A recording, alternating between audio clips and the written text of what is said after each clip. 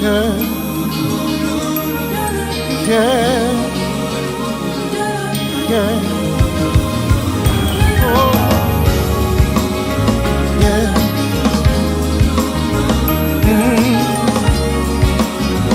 Yeah.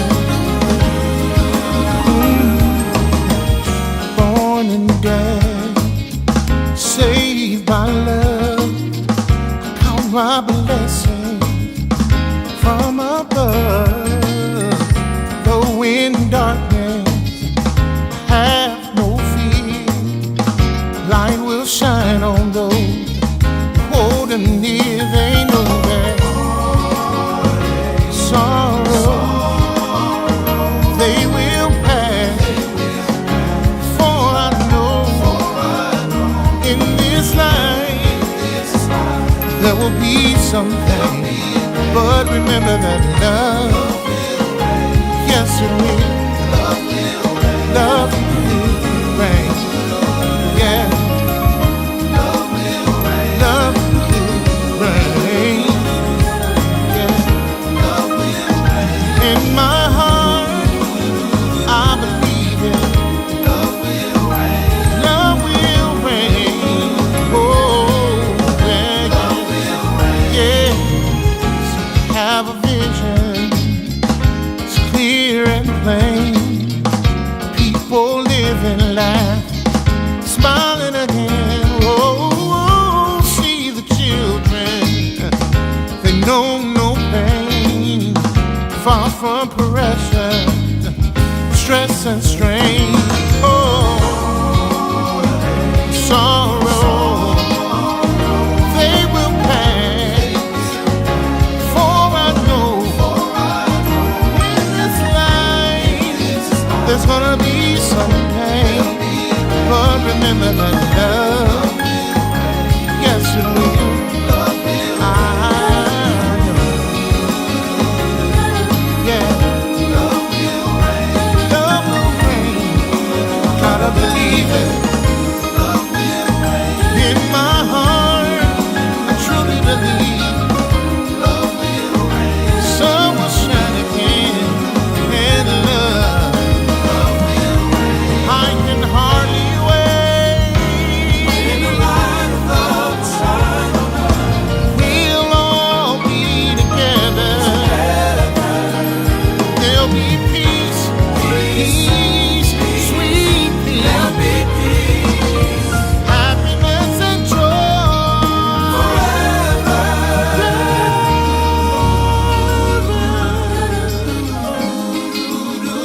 Oh, yeah. One day, someday, hate will be over and love will reign.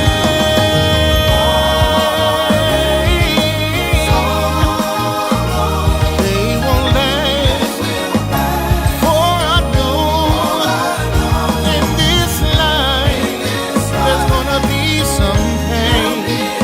But in the end, love will reign. Yeah.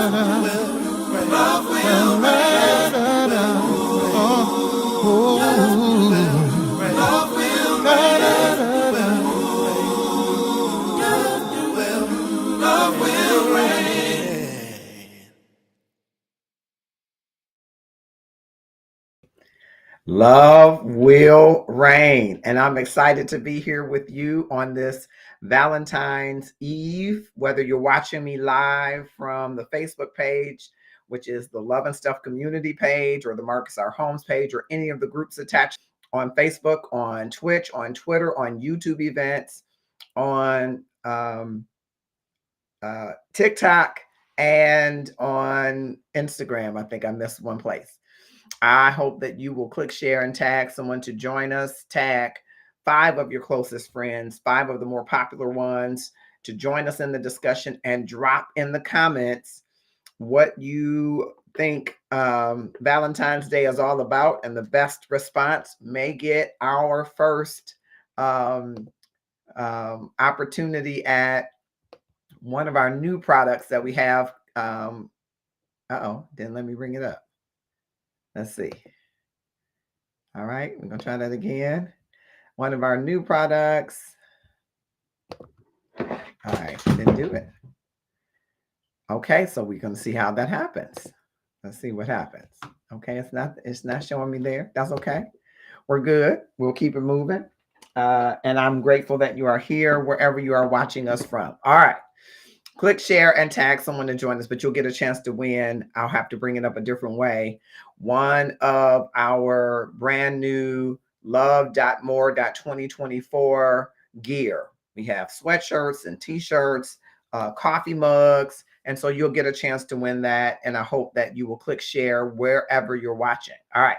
And drop your comments so that we can all see the comments in one place, except for TikTok. You get me to that level and you can drop your comments there too, so that you can be included in the conversation. Well, listen, last week, if you missed it, last week we went back as we going forward in this love.more.2024 for people who want more love in their lives. And for some of us, listen, it is an amorous love. For some of us, it's the love of family and friends. It's rekindling relationships, repairing, restoring. And you should be getting more out of your relationships and giving more to your relationships in this year. So we decided to take a look back at a very popular experiment that we did. Actually, it was popularized back decades ago when it was first done by Dr. Aron. And what he did was he synthesized information from 2 strangers meeting who fell in love. And he came up with this groundbreaking lab experiment, he calls it, the 36 questions that lead to love, to see whether or not 2 strangers asking these questions could achieve more emotional closeness, is what he called it. And so we took this up a little bit ago and got some members of our community to be willing participants, not for matchmaking purposes, but to see if they could go through these 36 questions with someone that they had never met or someone that they had very little familiarity with, right? And go sequentially through these questions. And if by the end they would be more vulnerable, feel more close to the individual, be more open to more dialogue. Okay. And so it's the 36 questions that lead to love. And now, if you're interested in getting a copy, they're probably all over the internet and even part of a published journal, but I have them as well. And so you can drop in the inbox and I will send you a quick link and you can have it there. All right. And so I want you to consider this, that there is the possibility in your love.more.2024 this year that you can open yourself up to be more vulnerable to the possibility of love relationships, of better friendships, of new friendships, new acquaintances, building new rapport. And I know that's scary for some people because some people are saying, oh, I don't want to meet strangers. But the reality is that you're going to meet someone who you connect with either on a physical plane, meaning that you both find each other attractive, a spiritual plane. There is some undergirding essence of who you are that connects with them, some chemistry, right, that makes you connect with them, but there should be more. And to get to that more, these questions are designed to open you up and get you thinking about all of the information that you are giving and getting from individuals. And somebody on TikTok is saying new friends are never a problem. You are in a coveted space, my friend. There are some people who have trouble meeting new people. And what I say, don't be afraid of meeting new people, because the person you're meeting might not be your love connection. They could be the connector to it. So we're going to go to some replay content. In this content, you'll get to see 4 ladies and 3 gentlemen who all met in a Zoom breakout room on a one-on-one basis. And they went through all of these questions, and we're going to hear some of their interesting reactions and responses to those questions, the 36 questions that lead to love. So I want you to click share right now. Somebody that you know. I've tagged single people, I've tagged married people, because married people always have single friends, don't they? Single people have married friends, and we want to get all of the information that we can and get everybody thinking about these questions that may lead you to a deeper commitment, more vulnerability, and they may even lead you to love. So I want you to take a second and click share right now. Tag 5 of your closest friends or connections, 5 of the more popular ones, to join us in this discussion. And yes, TikTok, I'm going to switch the camera around so that you'll be able to see as well. We're going into this first segment. Again, there are 4 ladies and 3 brothers who are involved in this conversation, and I think you will certainly enjoy this. So click share and tag someone to join us now. Hey, all the way live. Y'all know I'm gonna break out with them songs. I appreciate the entertainment. As we cut in. Right. Yes. I'm back. Guess who's back? What's up? Ah, Welcome back. See, that's another song. Welcome, Welcome back. back. There it is. That's right. Dream blew your ticket. So we are live. We are Oh, live. okay. We got cut up live. We're live. And Sorry. we're as live as we can be, as you can see. And we are excited to have everyone here. I'm just checking across platforms to make sure it's reached out. Okay, looks like we're live on all of the platforms. Thank you so much for joining us. I am so excited that you are here with us. I wonder if Bilal understands he's supposed to be in the room. He's in the chat. Bilal. Zoom, sir. Bilal. Bilal. Just Bilal.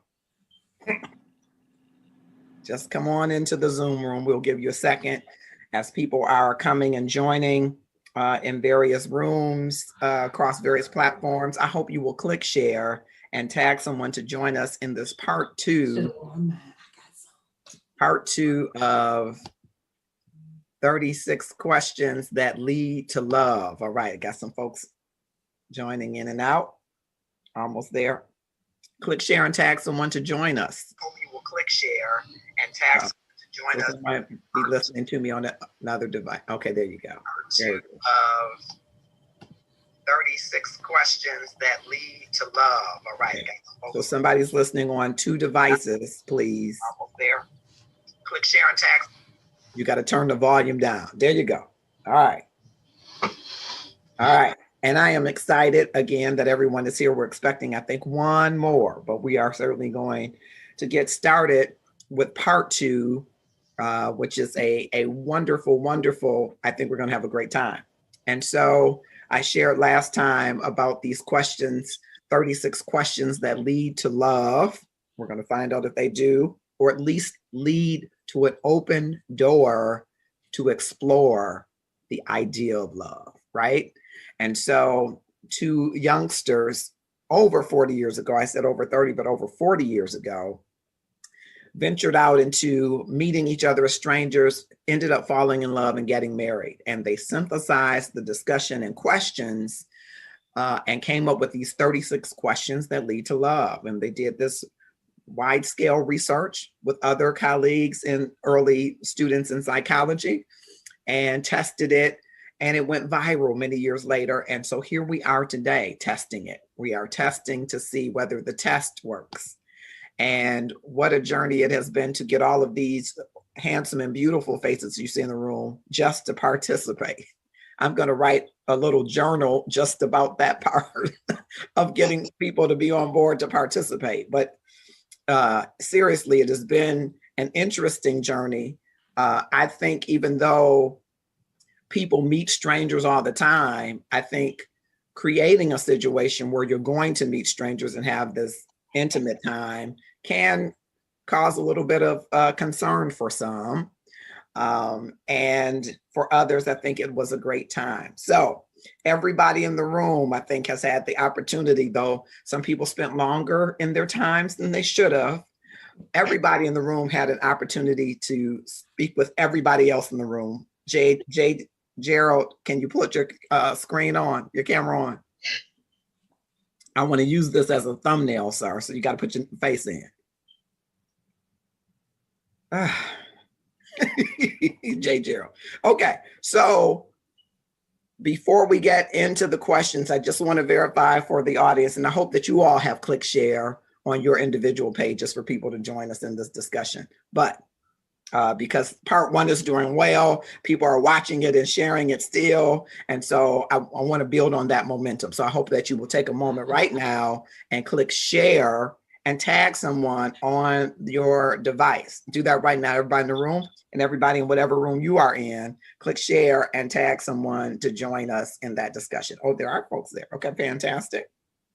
And if you drop your name in the comments, I'll be able to highlight you on whichever platform you're on, like Rhonda Reynolds Williams. Thank you so much for joining us. All right, so everybody in this room, with the exception of the host, right, had the opportunity to speak to everybody the opposite sex, correct? Raise your hand. I just want to take a room check. Okay. Gerald, we would want you to raise your hand, but your screen is off. So, you know, if you don't want me to pick at you all the show, get on the screen. All right.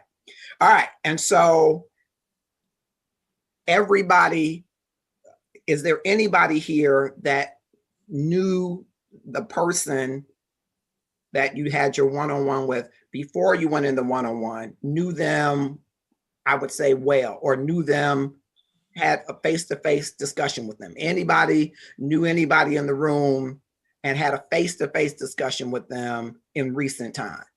To say, I knew that person before I got in the room. Anybody? Okay, I see some heads shaking, some heads standing still, some people just looking around. Okay, making sure everybody, okay.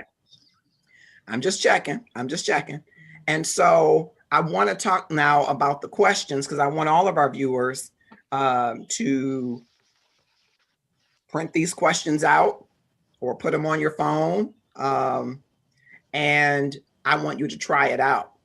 And so I've got some sections that I have questions about that I'd like for you to answer it, how those went. And then I want you to talk to me or talk to us, the viewers, in general, about what was your experience like. And so the ground rule, right, is that this was not, as some may have suspected or guessed, my trial at playing Cupid. I play Cupid very well. I'm 15 for 15. And so, but I don't play Cupid for a living. Now, I might have to work out some, hang a shingle, but this was to test the test.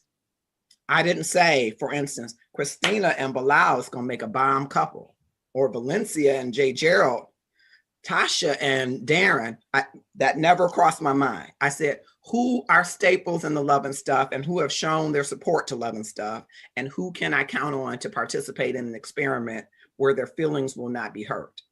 I learned some stuff about me and some stuff about those people, because we started out with more people. So I learned that maybe I can work better at making those kind of choices a little bit. But I applaud you all for being so open-spirited and open-minded to participate in what could have felt like matchmaking. It wasn't. And if it does become a match, no one is going to walk away feeling like you're short-sighted, because a match that's going to happen is because the two people connect and explore it, right? And as adults, that's how it happens. You might meet two strangers that you like, and at some point you're going to whittle it down to one. If you're Christina, you might meet 6 men that you like, and you're going to have to whittle it down to 1, hopefully, right, Christina? If you're Valencia and you're in the love and stuff, you might have 5 men that want, but at some point you might have to whittle it down to 1. You see what I'm saying? Somebody might say, Darren, marry me and fly and move to New York, but he's got to decide New York or Georgia or Florida, right? At some point down the journey, in whatever capacity, you're always going to have to pursue 1, right? Hopefully you're not going to pursue 3 and not tell the 3 about them. That's another show. But if there is the opportunity to be open and you learn something about yourself or somebody else, I think it's a successful thing if it's opened you up. Okay.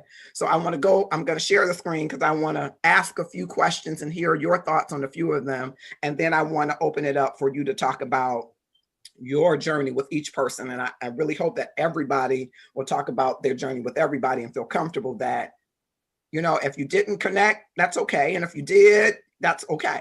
You know, and if you connected with more than one person, that's okay. Right. And I hope everybody feels that way. So you won't be like, wait a minute, I thought you was feeling me. I was feeling you and this person, but let's explore. So we are exploring, and I want you to know that it was an incredible time. I'm flipping the camera back for my TikTok folks. It's Marcus Holmes, the love activist. I'm advocating for a better love for you and me. And in our theme this year, we're love.more.2024, which will bring up some gear so that you can get a chance to lean into that. I want to say hello to Beatrice, Lynette Woodward Hill, Phyllis Lloyd. I want to say hello to Jason, to Miss Tracy, to Miranda, to Amy, and all of you across platforms. Thank you so very much for joining us. Appreciate it, and I hope you will click share. Valerie Fulton Robinson remix, all of you, I hope you will click share. It's a pre-Valentine's replay of 36 questions that lead to love. This interesting experiment that a psychologist did decades ago about 2 strangers asking each other the same 36 questions and coming away with what he considers emotional closeness. And so we did our version of the experiment right here in the Love and Stuff community. We started out with a lot more people, I must admit. And I'm not going to call their names, but some of them chickened out because I think the pressure of meeting somebody new is overwhelming for some people. So after watching this tonight, and this is part 2, this is part 1 of part 2, because tomorrow night we'll do a special edition of part 2 of part 2. So you'll see how it concluded. But people go into the world and you're going to meet strangers. Some of them are going to be attracted to your spirit, some to your eye, right? And you've got to find a way to be open, develop a rapport, and some emotional closeness. So that's what these 36 questions that lead to love seeks to do. Okay. And so we're going to go into the next section of this 36 questions that lead to love. And you're going to learn some interesting things about the people who were involved and their responses to some of the questions. All right. Drop in the comments if you're interested in getting your hands on the questions. We do have a PDF available for you right now. So we're going to go into the next segment right now. Okay. Right. And I think everybody is, I trust that everybody is open to that, right? You look open to it. You should see your eyes. Maybe you can see them. You look open to it. All right. So let me share the screen. Having said that, as I guess the sort of ground rules for tonight, for these questions, which I think everybody has commented on them. They really sequentially, they kind of open you up to be able to answer questions and open yourself up rather. Leroy Hurd has joined us. Thank you so much. Doug Island, thank you so much. I hope you all will click share. And I hope in the room that you already did click share if you're navigating to devices, just to have more people join us and be engaged. I love all of the questions, but a couple of them jump out at me a little bit more than others. And I wanted to ask, how was the discussion in the set 1 of this question? If you were able to live to the age of 90 and retain either the mind or the body of a 30-year-old for the last 60 years of your life, which would you want? I'm just curious, how did that question and answer go? Anybody want to share there? That was easy for me. It was body right off rip. Okay. But And what was funny is most of, if I'm not mistaken, all of the guys actually chose mind. all of the guys chose mind. Did other ladies choose body? No, I chose mine. So fellas, when Aria said body, how did that land on you? Did you think, how did that land on you? You know, it's funny, we talked about it, and you know, I said, like, for me, I don't want to be sitting in the corner drooling, you know, and I got this body that I can't do anything with. So I'd rather be able to use my mind and maybe have some semblance of a good life. So, and then just thinking about her, you know, her response, and I'm trying to remember, was pretty much, you know, she wants to be able to still be able to do things and get around and enjoy life, you know. So, you know, take some medication for what you know, you may be lacking somewhere. So, I mean, if I forgot, it might not have been too important. So let's at least let me, if my mind go, at least let my body be able to fix it. Okay. You want to be Doris Day until the day Jesus calls you. Got it. Yeah. Okay. And you know what? And that gave me a spin on my answer to say, okay, yeah, maybe so. You know, just made me think a little bit about what I said. So it was a good exchange. Okay. And I want to hear from J. Gerald or Darren. How did Aria's answer land on you? Aria's answer was a trip to me, and my first thought was, okay, Commodore is going on over there, brick house.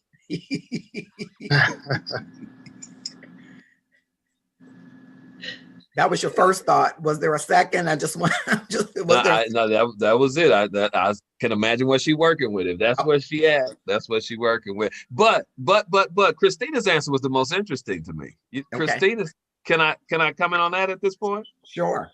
Christina said 50-50. She won't have her body working. She won't have her mind working too. That was interesting to me. Okay. All right. And J. Gerald, when you heard Aria say, did you think brick house? What did you think when she said that body? I just thought about, you want to work with that body. Okay. Okay. All right. Did that open you up anymore to be more intrigued about Aria with that response? Did that open you up or did it close you up any? No, it didn't. Neither one.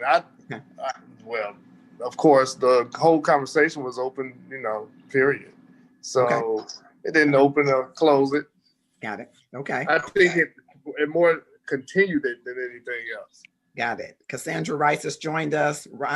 Willie Rogers, thank you both for joining. I hope you will click, share, and tag someone to join us in this discussion of part 2 with everybody who has participated with everybody so far in this 36 questions that lead to love. The other question is set one that I wanted to ask among many questions. Hear your discussion. Name 3 things you and your partner appear to have in common. So did you find out that you had a lot in common, not very much in common? Talk to me a little bit about your answers around the commonality you share. Everybody at once. Well, music was a common thread for all of us. Laughter was a common thread for all of us. So we had a good time just laughing and talking and cracking up about these questions. So laughter, music, what's your third? I'm trying to remember, was it anything that we all had? Or one of the ones that stood out to you? I think the third was all different, actually. And did any of those 3 stand out to you?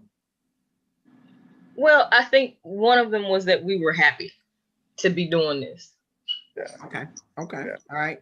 Anybody else want to share the 3 things that you and your other partners had in common? I think faith showed up as a third in most people's discussion. Okay. That faith, but the humor showed up often, and music showed up. Okay. Often. for you, Christina, was there any differences than what Aria and Valencia experienced, or Tasha, chime in? Yes. With a lot of the fellas, we have daughters. Okay. And I think, again, we like to laugh, I think one thing was really good is that we could communicate well. Like the conversation was flowing really good, not and very easy to talk to. So those were kind of the three. Okay. And Tasha, what about you? They named them all. Okay. Fellas, did you want to add anything? I would say family and open to love. Okay. And open to love was one of the answers to that question. Is that why it took y'all so long in one of these rooms, Jared? No. Okay. No. It took who's too long in a room? The proctor came in and shut it down. Shut it down. Leave the room now. Shut it down. It's a fire in this room and I'm putting it out. Okay. Let's see. I'm going to move down on my, let's see. How do I do that? Let's see. Okay. Did I do that wrong? Now move. Yes, it is. Okay, cool. All right. I'm going to set 2.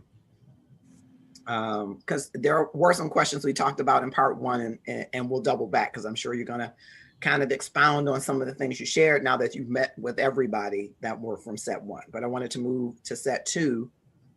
I wanted to know what your responses were like around this question, or 2 questions. I think it's a 2-part. Is there something that you've dreamed of doing for a long time? Why haven't you done it? What was the conversation around that set of questions? Yeah, that was interesting. Pretty well. My answer was having kids and getting married. And I haven't had kids because I've never gotten married. And I've not gotten married because I don't know. Y'all tell me somebody's son got a woman. Okay. Is that Real what Aria talk. said to you, fellas? What was that, Marcus? Is that what Aria said to you in her response? Yes, Absolutely. but not the last part. Okay, I didn't think she did, but I wanted to hear it. No, I said because Too funny. when he shows up, then hey, but until then, I can't tell you why. I ain't married. Okay, all right. And so fellas, chime in, and some of the other ladies, how did the conversation around that go?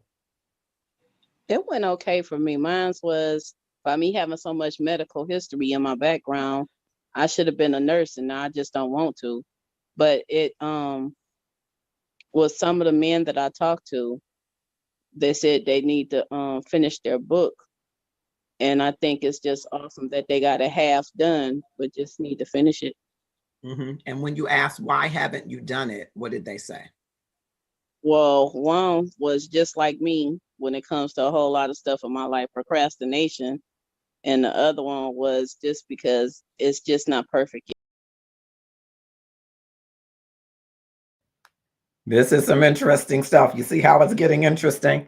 So there are 3 sets of questions for those of you that are not familiar with the 36 questions that lead to love. And these questions have been designed, or the idea is that the questions have been designed to get people more open. Got folks on TikTok. So TikTok, what you're saying is the screen of questions, right? I brought up the questions. They're in 3 sets. And each one is to help you delve a little bit more deeply into the conversation and into the person.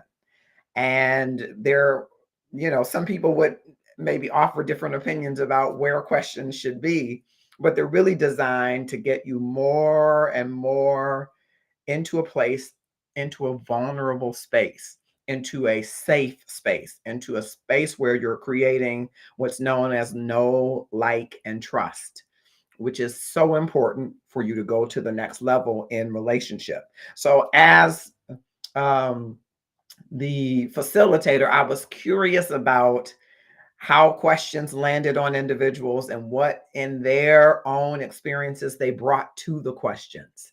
And so some of the discussions get very interesting because people hear the same question, but of course it lands on you differently and responses land on you differently.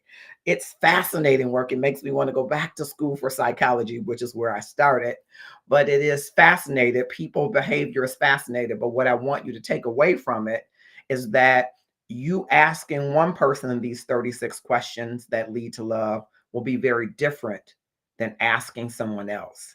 And you must be aware that each interaction brings the opportunity for you to uncover at varying speeds and constraints different layers of your life.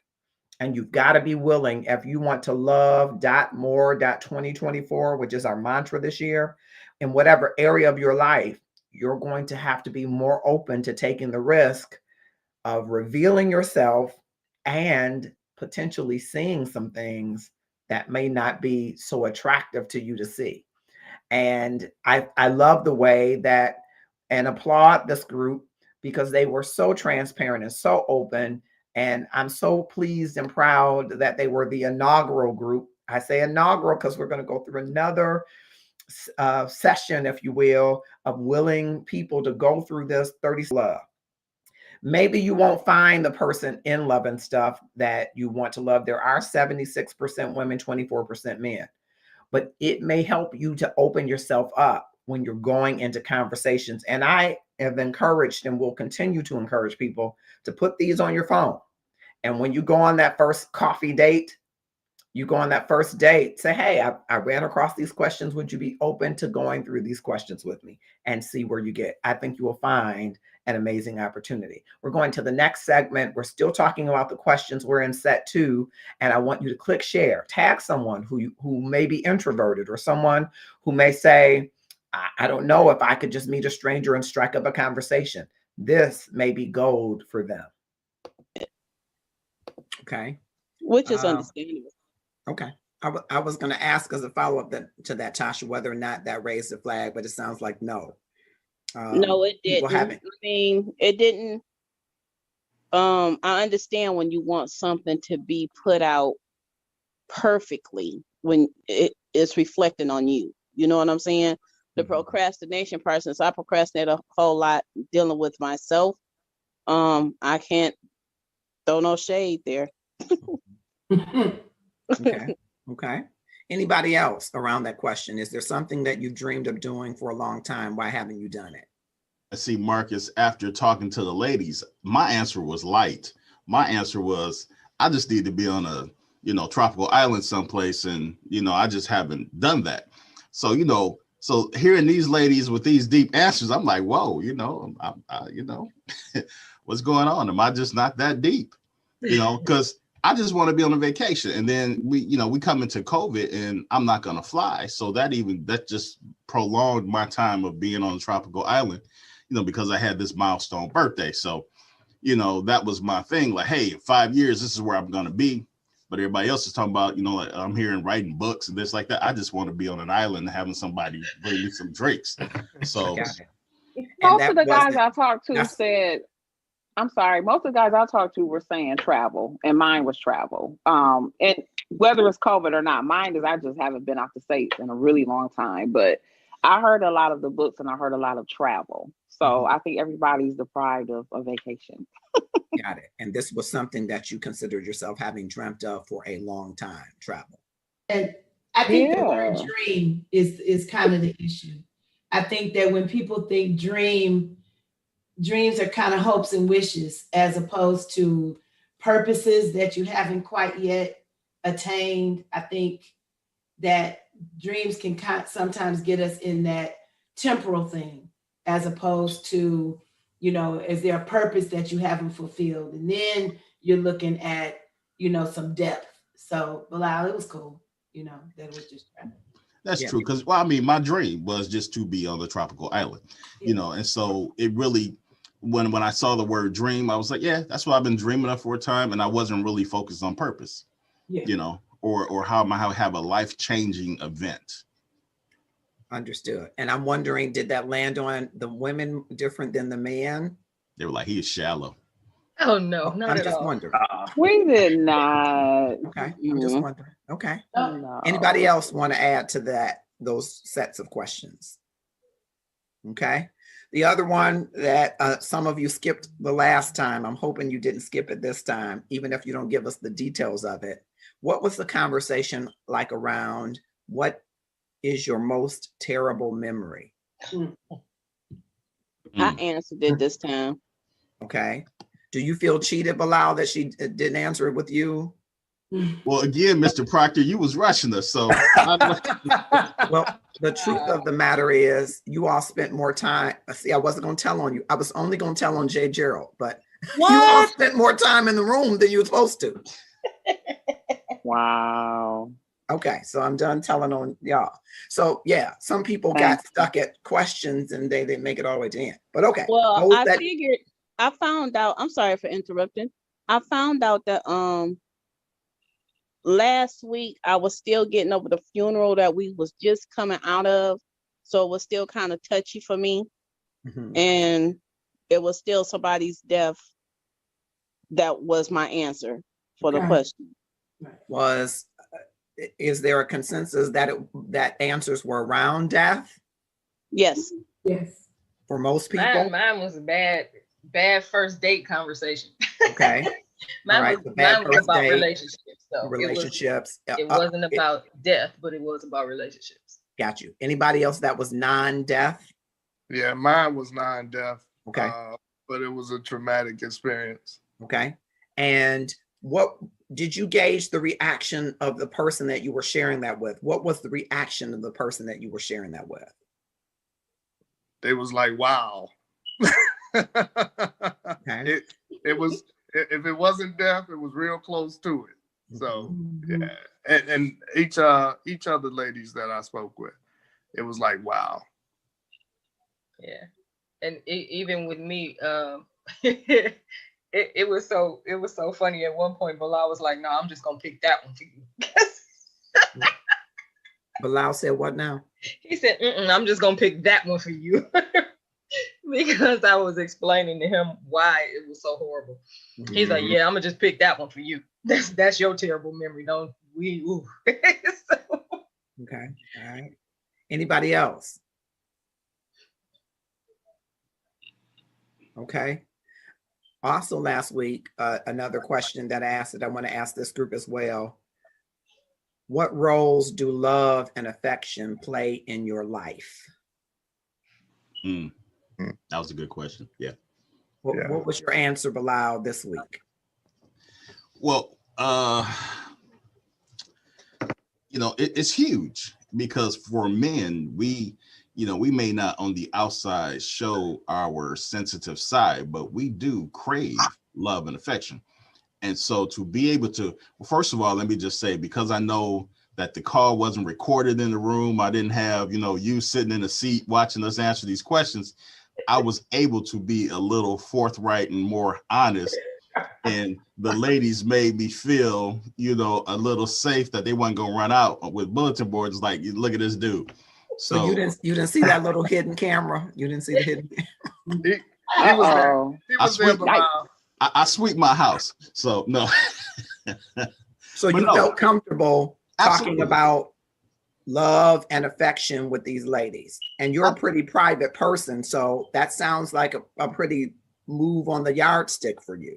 That was a move on the yardstick. Absolutely. And do you regret being open about that? How do you feel about being open about love and affection with these ladies? Oh, not at all, because you know what? It allowed me to grow, actually, to maybe if I have to have that conversation, in the future, it's easier to have now. So this was like a practice run, so that I'm able to be a little more open, without having to say, I'm still going to hold back because I don't know what your intentions are. And, until I run your background check, credit report, and all this other stuff. So no, it was very enlightening. Okay. Anybody else? What roles do love and affection play in your life? How was that dialogue or interchange? I'm going to say mine was more towards my children.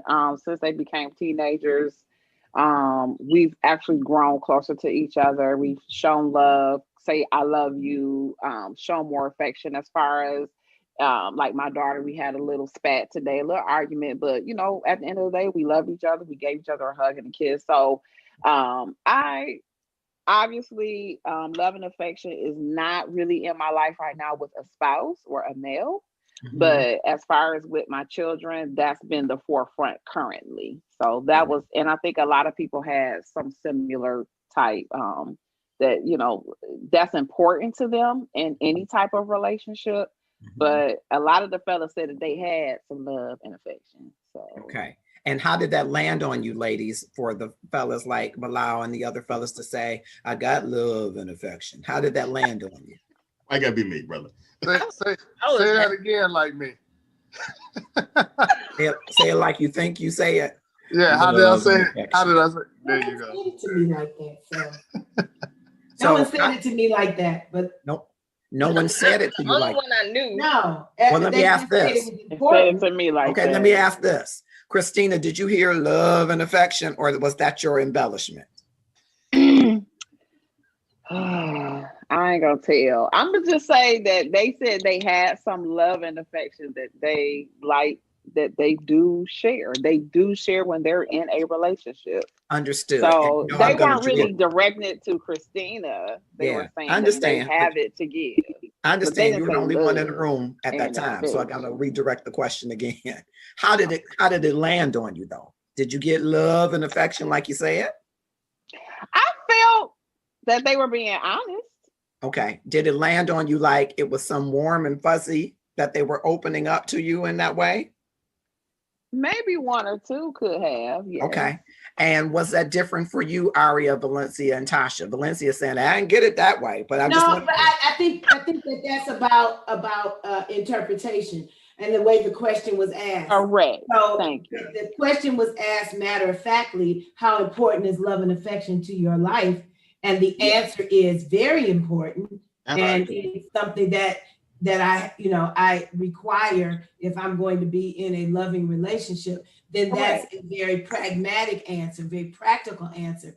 It wasn't asked in a way to be like, so hey, how's love and affection? Right, correct. Right. So that's how Marcus wanted it to be asked. That's not how it was asked. No, I just heard how you.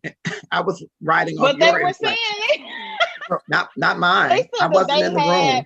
They had love and affection that they obviously, if they had a spouse, they had that within themselves to give. But at the end of the day, I was talking about kids. They were not. Right. I'm gonna move from that. So, some got pragmatic answers and some got maybe a little more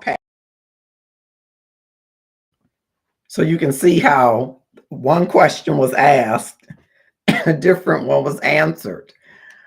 It didn't ask how important those things were in your life. It asked what role did they play, and a lot of people went to it. It's huge. It's very important. Well, it was asked what role do love and affection play in your life, and some people looked at it in the totality of their lives, and some people looked at it specifically toward relationships. So I wanted to bring that out because we had a very interesting discussion there. Because people hear things differently and experience things differently. And you have to be aware of that when you're asking these 36 questions that lead to love.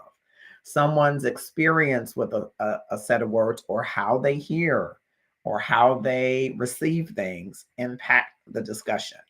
And so it just is great advice, I would say, that if you do these 36 questions that lead to love, that you remain open. Because how you see things may be very differently than the next person sees them. I am excited to share this with you, this 36 questions that lead to love part 2. And Carmen was saying, where are my questions? Well, Carmen, we're going to have you in the next group, which I think will be amazing to have you in group number 2. That was our inaugural group. And so we'll go to group number 2, and maybe we can get you and Beatrice and some others to join us along with some gentlemen to ask these 36 questions to love. I'm going into the next segment, and TikTok, stay tuned, because I'm going to pipe you in passionate answers. So let me whatever say the reason. Let me say this. because it said how important is it in your life, and it didn't say that. Huh? It didn't say that. What do it say? Well, I What read roles do love and affection play in your life? Right. Maybe you heard in that important, and that's good. But you know, for the question, what it says is, what roles do they play in your life? Right. It didn't say what priorities or how important, so, but that might be how what you I'm heard. saying is, because it said life, I'm on the life, and it didn't say relationship. My answer was about my family and about how important is it to have that affection and that in my life, and it's very important. I understand. So that's why I went to I didn't go to the relationship.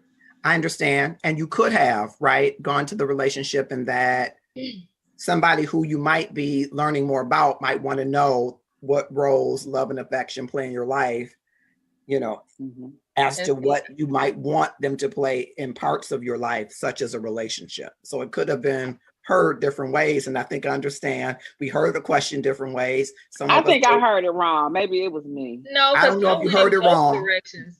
Don't back down from it. You just got a different response. It's okay. You didn't hear it wrong. I responded to it from both sides of the coin. Absolutely. I'm a super affectionate person. So I have friends who are like, girl, if you don't stop touching me, and I have to remind myself, oh, everybody don't want to be touched. I went from the aspect of how I am with my friends and how I would with a spouse or a mate. Right. So I think it wasn't that you heard it wrong. I think it was just that y'all talked about it, and that was the subject you brought up, and that was the subject they brought up, and that's right. Yeah, I don't know that anyone is asserting that it was heard incorrectly. I think, like, I'm looking at the comments, and Rhonda Reynolds, I think, is capturing what I'm saying. People have different interpretations of the question.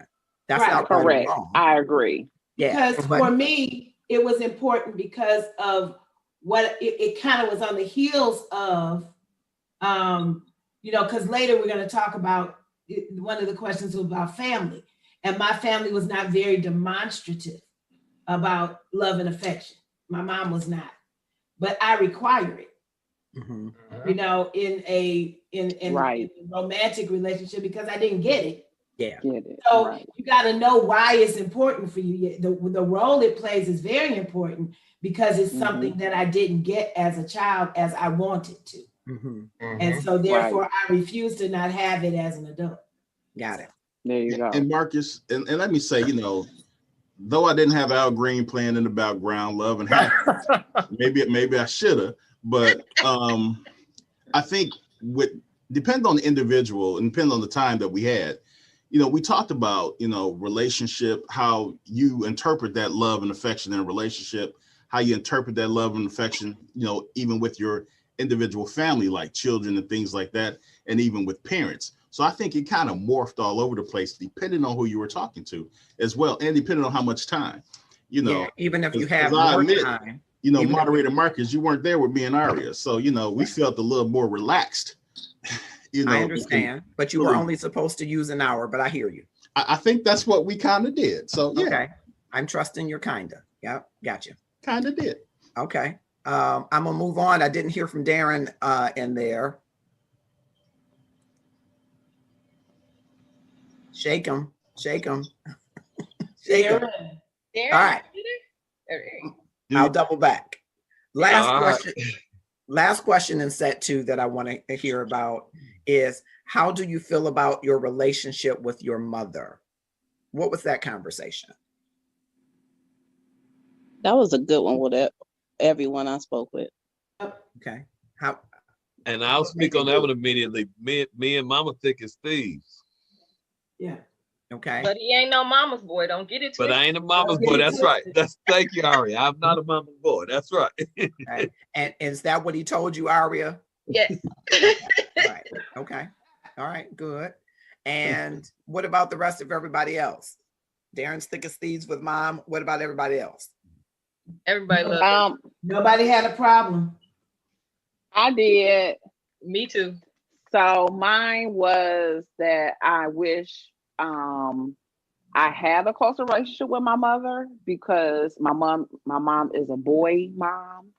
So me being the only or the youngest girl, I have an older sister, but she wasn't in the home. I was saying that I I had to kind of develop into a let me love her more because it makes me feel better. Kind of like we were saying, the intimacy and affection. I didn't get it from my mother. I got it from my dad. My dad was basically it.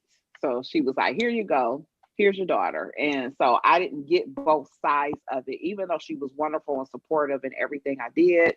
I didn't get the motherly thing. So that's what I've had to actually morph myself into being more like a motherly type to my daughter, because I would see the characteristics from my mother of not hugging and not kissing my kids. I showed it, but I didn't actually act on it. So I had to flip the script for myself eventually and say, even though I didn't get that, I have to now do different. And my kids want it. I have to do what I didn't get. I have to give what I didn't get. So it was a little touching for me. Got it. Yeah. Okay. And mine was similar. I'm the only girl, but I'm the tomboy because I had two brothers. And my mother wanted to be a mom of a daughter, not a tomboy. Plus, my mother and I are a lot alike, so much alike. It's the difference in us is that the things that are really important to me, she either doesn't understand or don't care about at all. And I'm the same way. The things that are really important to her, I don't get it or I don't care. And so we had lots of toxic moments when I was growing up. Lots of miscommunicating. So it was harder, even though she loved me, and it took me a while to figure that out. So, but my mom is amazing, and I can talk about her all day long, but I'll hurt somebody else about her. So, it's just that weird, ironic type of relationship. Got it.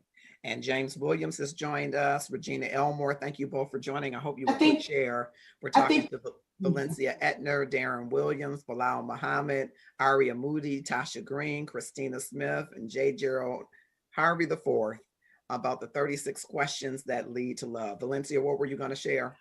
I was going to share that I think that maybe for some of us who are without mothers at this point, our reflection of our relationship with her is based on in time relationship as opposed to the growing up thing.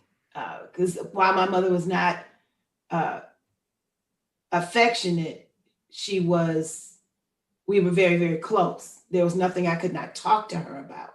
Mm-hmm. And I think I came to grips with the fact that just wasn't who she was. Mm-hmm. And she's been gone almost 20 years. Mm-hmm. So for me, the reflection I have of mother is that last time where we had no secrets, no issues. We were best friends. So that's kind of what I take from the discussion of mother. Got it.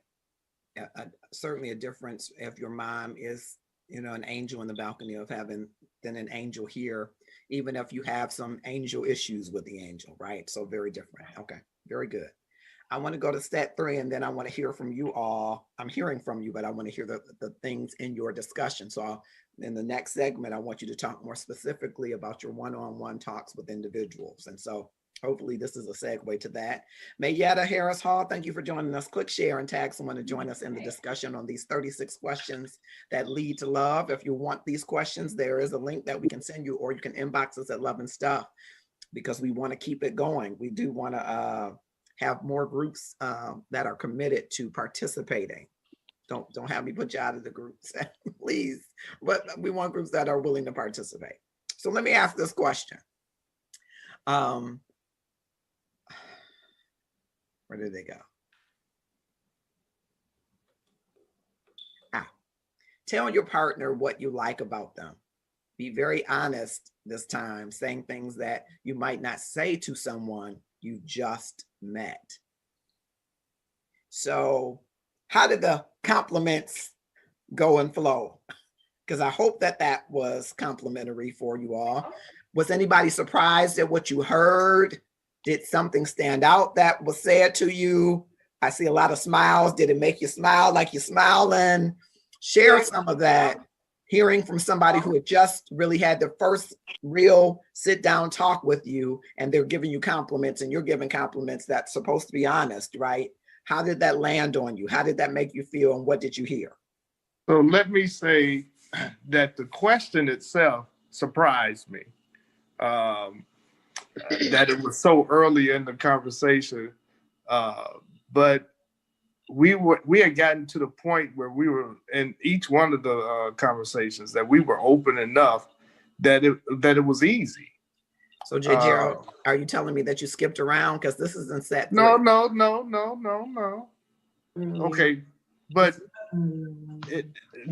by being, even though it was in set 3, this is early in you know, we're just starting talking about each other, finding out about each other, and to have that question come up even in set 3, it was easy at that point.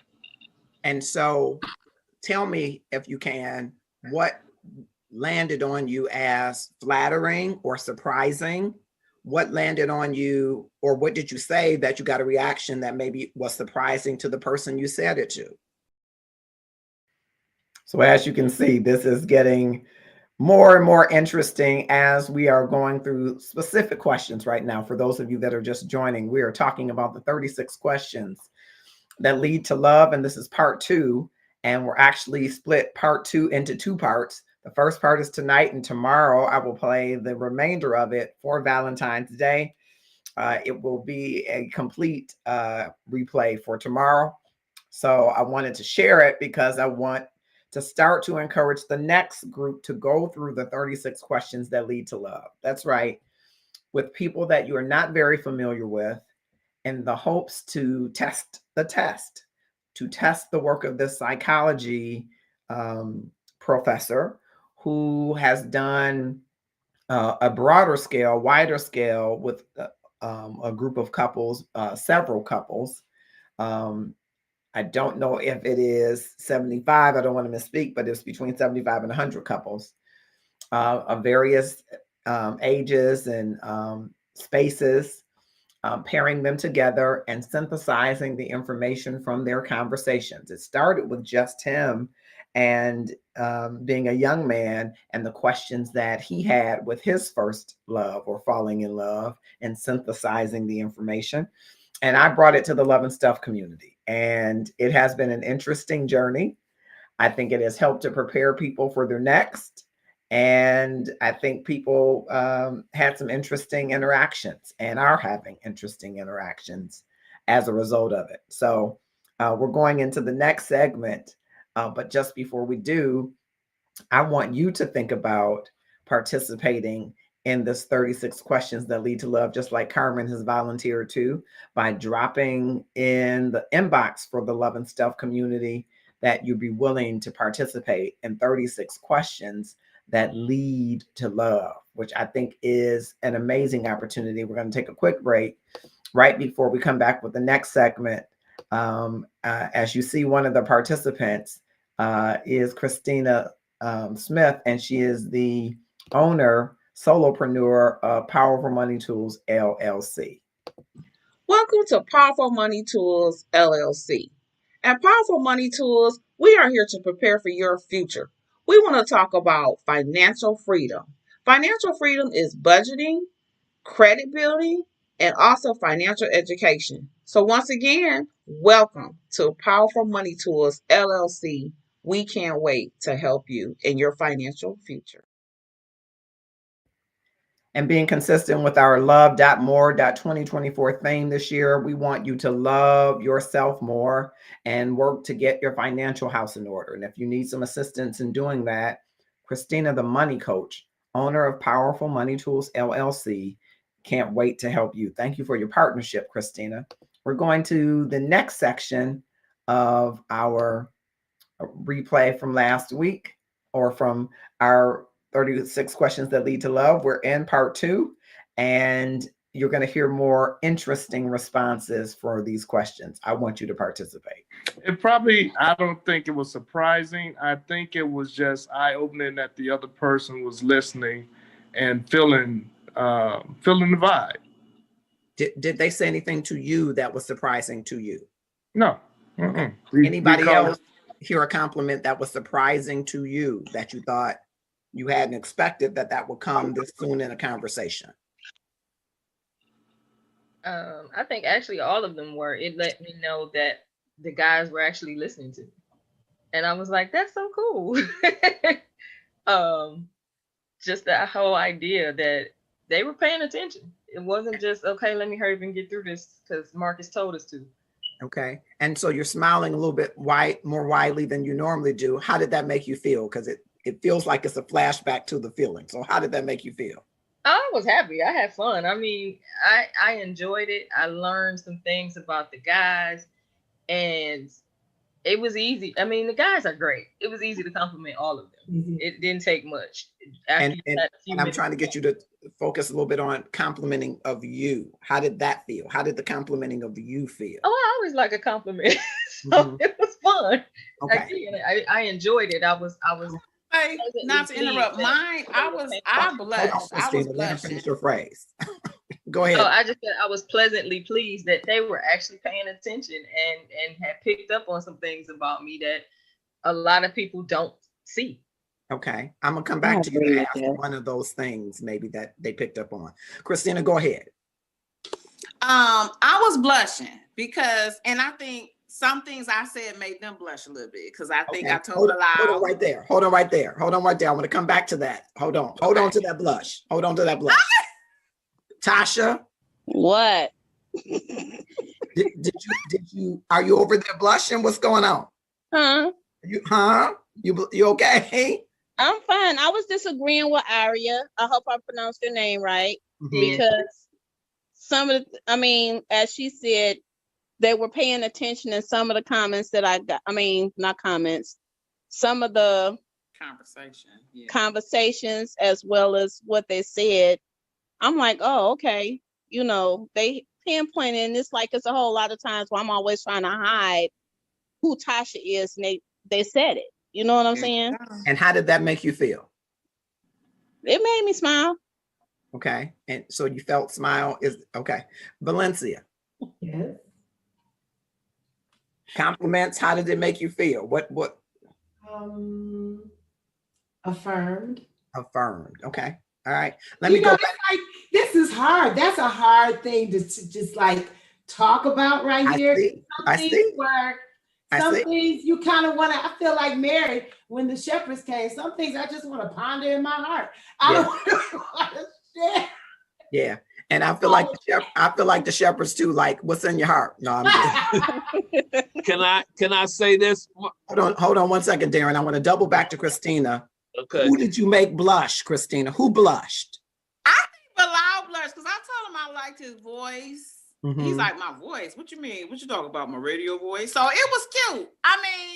Because, and like I said, I think it's a vulnerable thing, and me and him had talked about that. So it was a little important in our conversation to be vulnerable that way. And so I don't know. I come from a sales and marketing whatever, but at the end of the day, I know how to compliment somebody, but I was real with it. Like, I really wanted to take that question as be for real and give a real nice compliment. And so, Christine, I want to just turn it around. Who made you blush? What was that made you blush? They all made me blush. Say it again. They all made me blush. What did they say that made you blush? That I had a nice smile. Okay. That that I was, it was like something that you want to hear. I'm gonna stop you there because I feel like it's pondering in your heart, like Valencia. I don't want to get into your heart too deep. I feel like I'm intruding into the heart space. So I'm gonna let that go for a second. Hold on 1 second. Okay. Aria, I'm coming back to you. Did you blush? Did they blush? I don't think so. I think we all ended up with the warm fuzzies. Okay. Like we were all happy. It made us feel good. I don't know if anybody blushed though. I don't think we went into anything that was so, I don't know, that was so personal, maybe. That would make I feel like I'm in some It was heart. just cute compliments. Okay. Let me and ask. that's what I'm saying. I don't know if it made anybody blush. I think the things that we talked about were character driven. So you know, smile isn't really that character driven, but I hear you. So I want to ask this. What were some of the compliments that you were given, Aria? Now he wants to get personal. No, I haven't gotten my heart. I haven't gotten personal yet, but I think asking, personal for me would be, now, Aria, what did Bilal say versus what Darren said, what Gerald said? You can still say general. He said, I'm a nice person. I don't know who said what, because I really didn't have cameras in the room. Well, the only way I will know and the viewing audience will know is if somebody go to blushing when you saying it. That's the only way. So fix your face when they talk and fix your face. Relate. All right. So Aria. One of the things that came up was my confidence, and a lot of people don't see that. So I love the fact that they picked up on that. One of the things that came up was my love of life. Yeah. And that is a testament to God, because most of my life, no one knew that I was happy about life. Okay. And so that's good. I don't want you to get more, because now I'm guessing into who it is. So let me let you a little bit. I'm not gonna tell you. I don't. That's okay. I'm pretty good. I'm joking. I'm pretty good at guessing. Yeah. You just know that couldn't be me because I'm not that deep, right? Huh, Marcus? Wow. No, I think you're very deep. Just for the audience, I think you're very deep. You just don't want people to know it. Yikes. So I'm wondering if you got not giving out secrets. I wonder if you got into set 3 and people start to really know, if you opened up for them to really know, oh, there is more to this guy than meets the eye. So let me just say, that's going deep. See, I wasn't going there. I wasn't trying to go there. I'm just trying to find out in general. Because since we were when I got to the section, everybody's smiling except Tasha was nervously smiling. But everybody else is smiling about getting the compliments. And I'm like, well, this is a good section, because oftentimes people will lavish people with compliments, but they feel some kind of way about getting them sometimes. So I wanted to see what that was like. What was the dynamic when someone's giving you? Yeah, I love to give compliments. It's just hard to take them. I love getting them, and I love giving them. I really enjoy giving them to all the men, and I enjoy getting them as well. Well, that's good to hear. It's not easy. Because most people are really good at giving them, but not as good as receiving them. And I wanted to see how it landed on you, whether or not it blushed up, or did it affirm, like Valencia says, something that I blushed. You blushed, Bilal? Bilal, you blushed? Okay. Christina telling on you. I wasn't going to ask who, but Christina's telling on you. He did. I mean, because I think, like you said, it caught him off guard. He was like, "What do you mean, my voice? Hello, my voice." You know what I mean? And then he played into it, because it was like, "Yeah, okay." And the same too. When somebody said, "I like your smile," I was like, so I smiled more. I mean, it's just natural.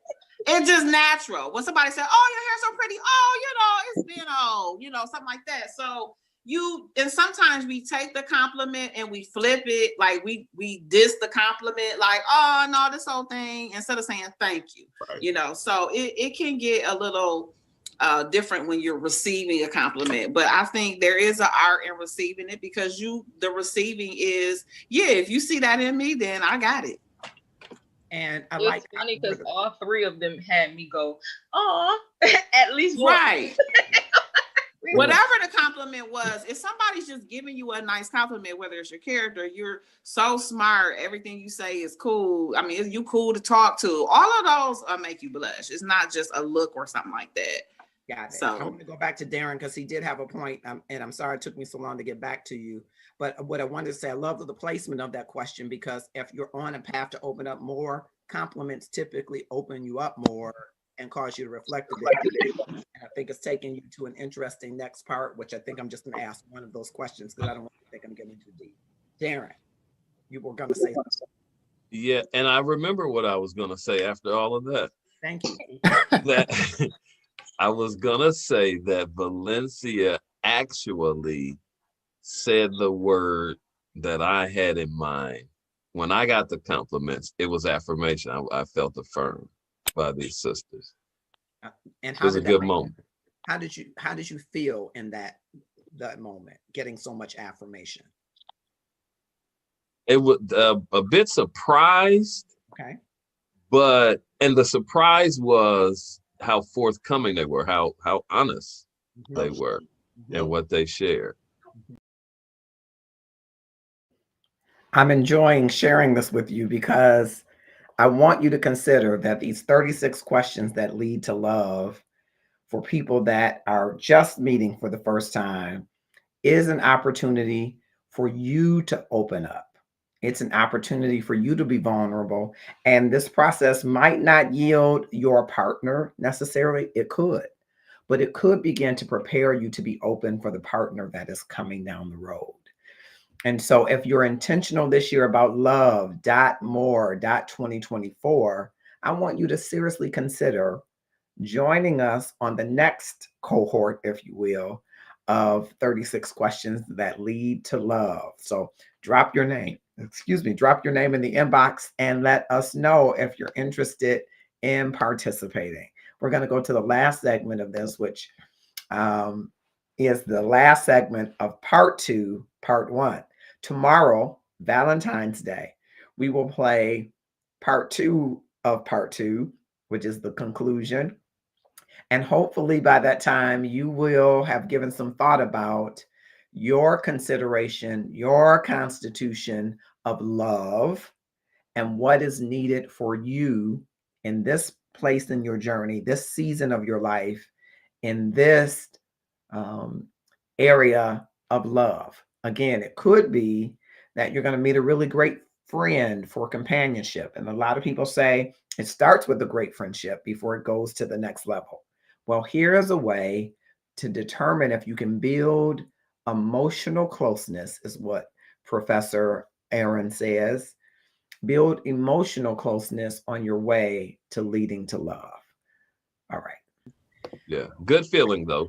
Of course, good feeling. I think that's a pivotal moment because then you start, there is already vulnerability type driven questions, but it starts to pour on a little bit more. And so how vulnerable are you feeling at this point? And are you vulnerable enough to share that embarrassing moment? How did that go? Vulnerable enough to say, what was the question right behind it? Was it an embarrassing moment? And when did you last cry in front of another person or by yourself? Right. You know, how did you feel about sharing those things, such a wide range of things, embarrassment and crying, though you could be embarrassed and cry, but embarrassment, how did you feel about sharing those things at that point? I felt like it was a great range that to go from the compliment to go to the other stuff. And for me, there wasn't I didn't have any relationship to the questions sequentially. I had a better relationship with some questions than I did with other questions. Mm-hmm. And so it wasn't for me like, well, this one really made me feel vulnerable and opened me up so that I was ready to answer it. It wasn't like that. Some of the questions I really gravitated to. The other one was just like, oh, really? This is in here? Okay. That was me. And so back to the question about that, the embarrassment question. How did you feel sharing an embarrassing moment at that point? I'm good with it. I'm good with it. Because I shared some embarrassing stuff. I really did. Yeah. I see some head shaking. So he shared some embarrassing stuff. It was funny though. We had a good laugh, all of us. I mean, yeah. By that I think most of the embarrassing moments were a little bit comical. So yeah. Right. Yeah. And by the time Aria, when you say all of us, you mean with all of the guys? Yes. So with all of the guys, we had a good laugh because by that time we had talked about so many things. Specifically with Darren, ladies, you had a good laugh about his embarrassing moment. It wasn't funny, but you can laugh now. Aria, about Darren. I'm trying to get you. Oh yes, his embarrassing moment. We both had a good laugh. He laughed, I laughed. It was hilarious, and he was like, "Man, I can't believe I told you this. Woo, this is fun." You know. Okay. Darren wasn't. I agree. It wasn't funny, but you could laugh now about it. Right. Yeah. Darren he had an embarrassing moment that wasn't funny, but now since he's older, you can kind of chuckle. But when it happened, it was not funny. So Darren, was it the same embarrassing moment that you share with all the ladies? This is no to you, Marcus. It was not. Okay. Because I got a bag full of embarrassments. That's what I said. Okay. He did. I No, got a he bag. did say I gotta go in the bag. Okay. He did. All right. And then Darren, on the question of crying by yourself or crying in front of someone, was it the same situation or did you pull out different things for each person? No, that was the same. That was the same. Okay. And so, Yeah. ladies, what you remember of that, you don't have to share the specific thing. What was your reaction to him sharing that moment of crying in front of someone, or last time he cried or cried by himself? What was your reaction to that? Empathy. Okay. Just to listen. I'm sorry, Ara, you said. I said, yeah, it was just to listen and just be in that moment with him. Yeah. Okay. And anybody else? Did that cause you to see him any differently? For me, I seen him as he really is, because it was true to his character of what he told me, why and when he cried. But it was true to his character and the way he is in his life and what's going on with him currently or in his past. But it didn't make me feel like, oh wow, you're not the type of person I would think would cry or wouldn't cry, you know. So I felt, okay, yeah, I can see him in that moment and why. Okay. Did that endear Okay. you? Did that endear anybody to him anymore? Yeah. Yes. I got one yeah, and everybody else is just looking at the screen. I say no. Because I was I thinking think because I was the first one. one to have it, the question. I was the first one he asked that he went through those questions with. Mm-hmm. And I think that getting to that moment was not as it would be more common once he got through that first one to have the conversation with everyone else. So if that last time, you know, that the importance of what that moment was to his heart was important, and it did endear me more because I realized he was sharing with me something painful, maybe for the first time since it had happened. Got it. And was that the case for you, Tasha, or Christina, who's, hey, was that Hi. the same for you? I was just in the moment with him because I understood his feeling. Got it. And my question is, did that endear you to him anymore? I said no, because No. like I was trying to explain I was before, trying to get I Tasha. felt, Hold on 1 second, Christina. I was asking Tasha. I'm gonna come back to you. Tasha. Oh, I'm sorry. No, it didn't. Okay. And Christina, you said no, it didn't because you were gonna elaborate. Go ahead. I'm sorry. I was saying no because like my previous answer, I felt that's the type of person he was. Like, you know, I didn't feel any I didn't feel like sympathy because I felt like, okay, that's, you know, I feel why he did that, why he cried in that moment, or the situation that was going on with him. So, you know, I understood, let's say that. Got it. And did that make you like him more? I think is what I'm trying to ask you. Absolutely. I mean, because he was open. Okay. Right. Yes. Okay. And so now I'm going to Bilal. His answer to the same question. Did it endear you any more to Bilal or change how you looked at Bilal from that point? For me, it did. Okay. And why? Yes, for me it did. Okay. Because I looked at him like, I mean, he looks like from just looking at him, and you know, if this was like the first question, I would have thought he was somebody mean, but actually, you know, I understood, I felt sympathy, and you know, it made me like, I didn't look at him no differently though. Okay. But So no, I did feel like some of the pain and sympathy with him when he told me what it was. Got it. And so back to my question, the other ladies, when you asked this question of Bilal, did that endear you? Did you like him anymore? Did that make you look at him any differently? Lindsay, I'm kind of feeling like the oddball out right now because I didn't have that kind of a response to any of the gentlemen when we got to that question. I don't think I could have liked them anymore. At that point, I already liked them. So it didn't do any more to So, make me Ari, like you think as much as you can like these three gentlemen, you've already reached that plateau? Is that what right. you're At saying? that point, I was already there, so it didn't. You know Can what I you mean? like, It didn't. you hearing me? Can you like them more than where you are now?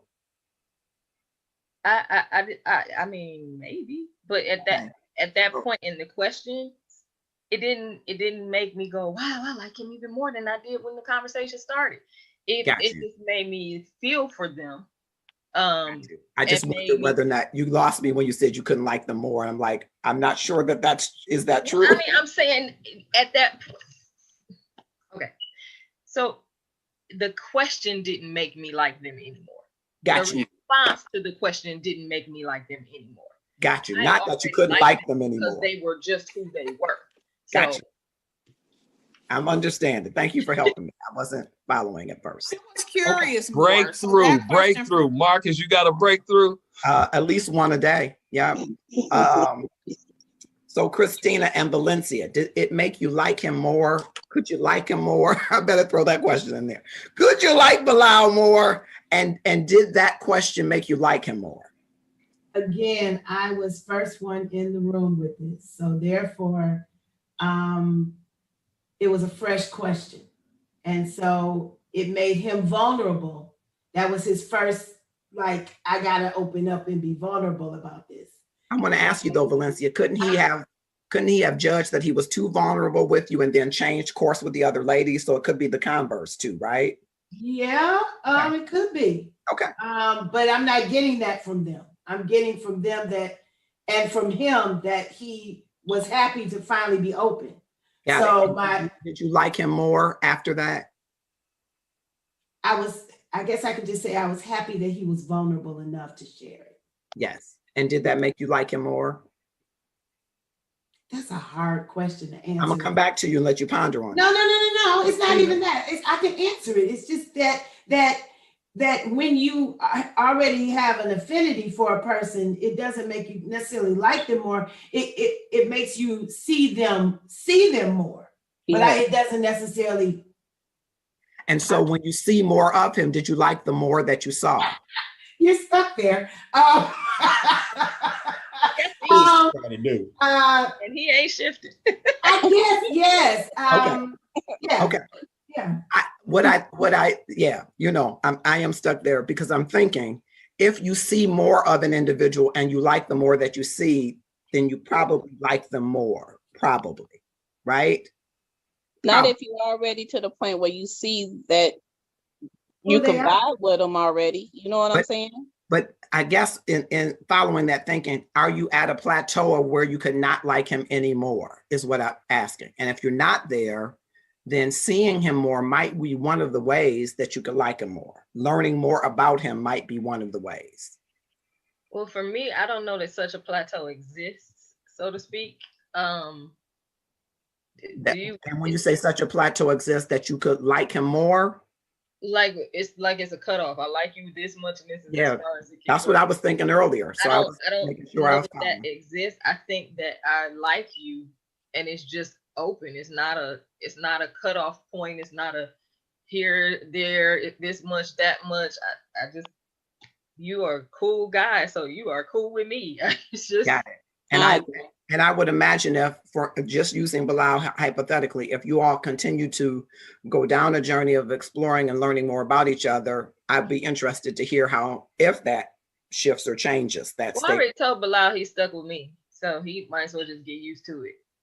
And I'm gonna come back to that just to make sure I understand. I'm sure Bilal understands it, but I want to make sure I understand what that's stuck with is. Okay.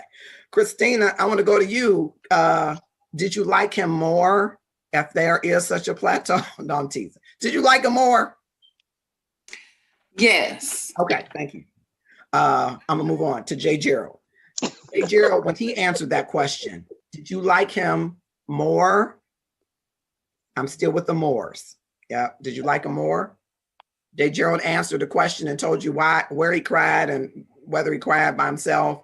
Did you like him more after hearing that? Yes. Yes. Okay, Aria? No, I just felt like I knew more about him. Okay, Valencia? The answer resonated where I thought it would anyway. Okay. So it was kind of I wasn't surprised by what he said. Okay. Tasha.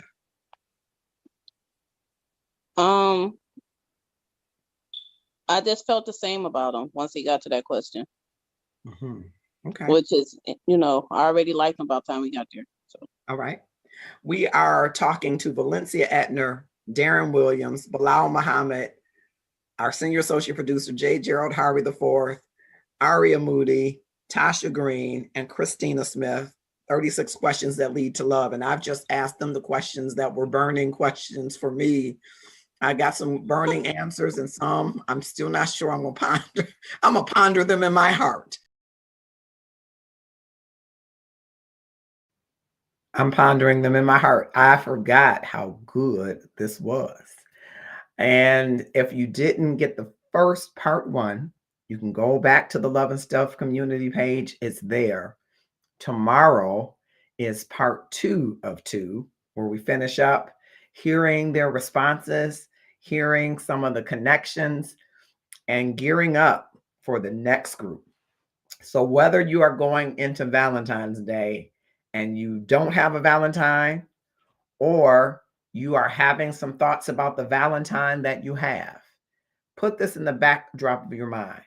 Love.more.2024 means it's this year, it's this time for you to experience more love in your relationships. Maybe new relationships, maybe relationships that are being rekindled, maybe relationships that need some reconciliation and fixing.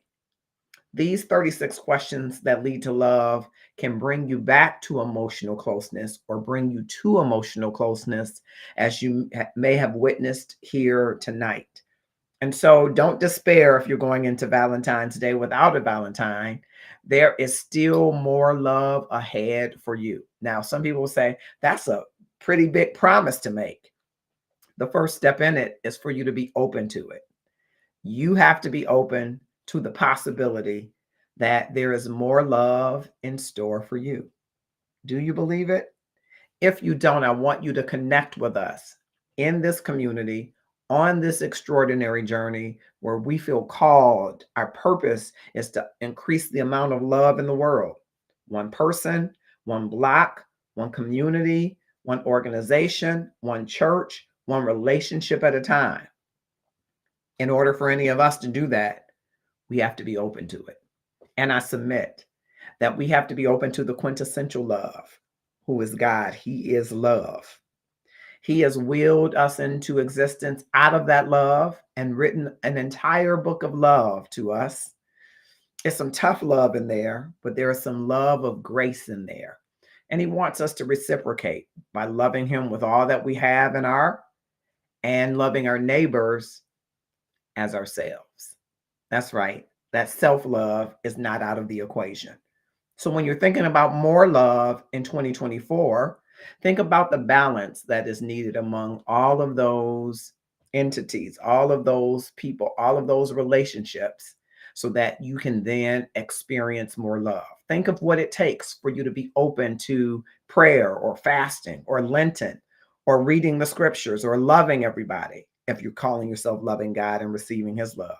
Think of what it means to taking better care of your temple, your body, with self-care and self-love and self-affirmation and positive self-talk and fulfilling your dreams and going back to school and chasing after those goals.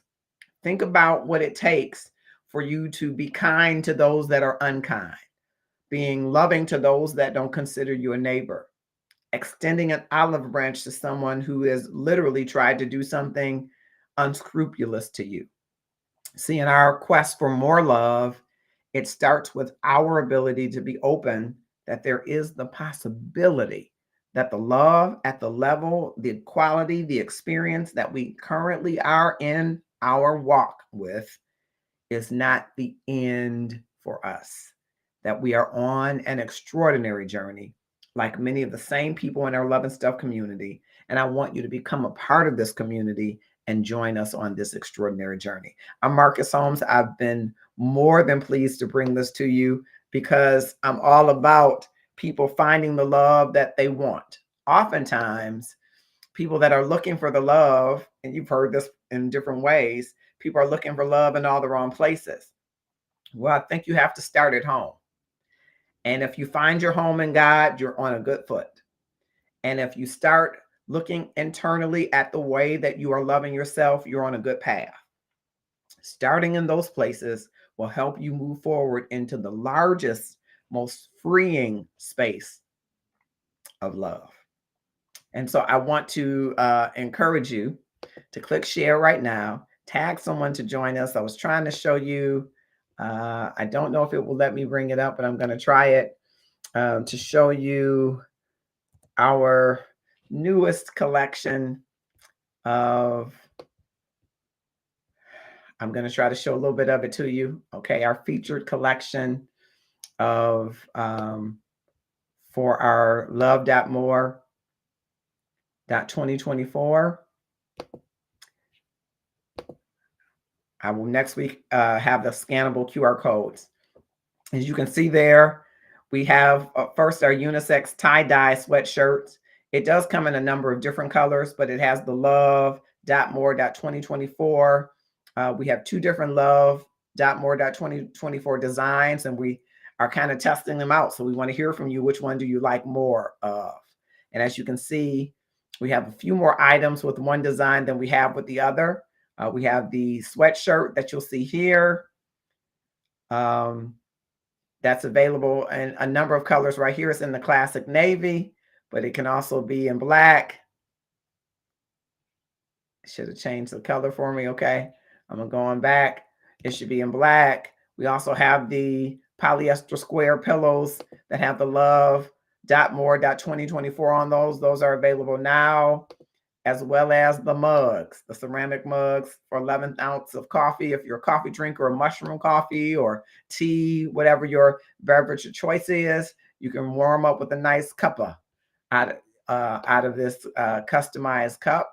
And I just want to see if I can bring up, oh, it is. It has the cotton candy color for the Love.More 2024. Comes in a number of different colors.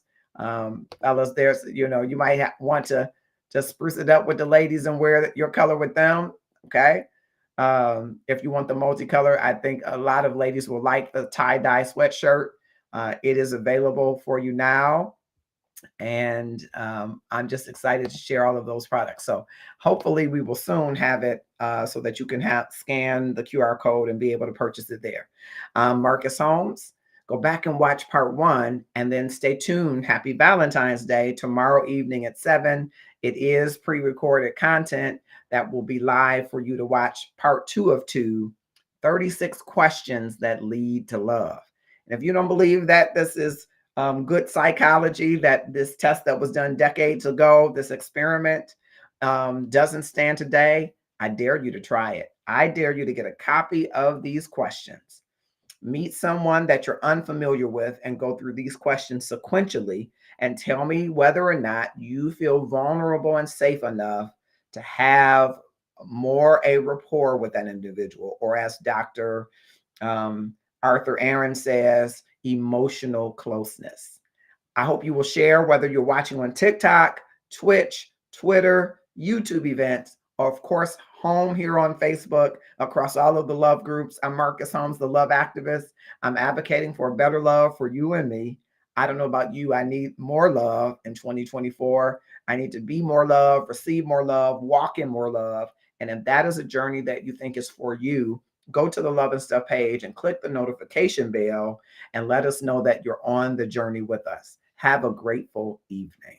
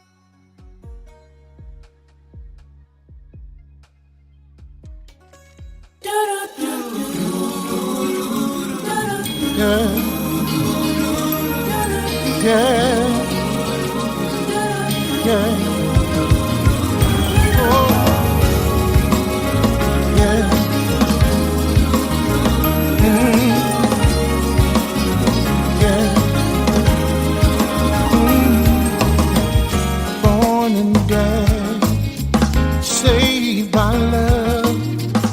Count my blessings.